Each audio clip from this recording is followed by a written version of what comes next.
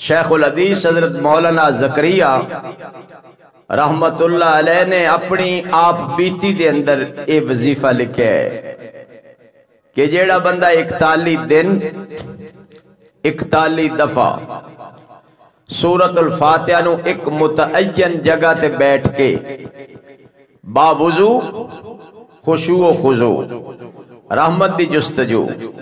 قبلہ رو قبلے والمو کر کے متعین مقام تے روزانہ عشاء دے بعد یا فجر تو پہلے یا فجر دے بعد پڑھے گا 41 دفعہ 41 دن اور اعوذ باللہ من الشیطان الرجیم پڑھن دے بعد بسم اللہ الرحمن الرحیم الحمدللہ رب العالمین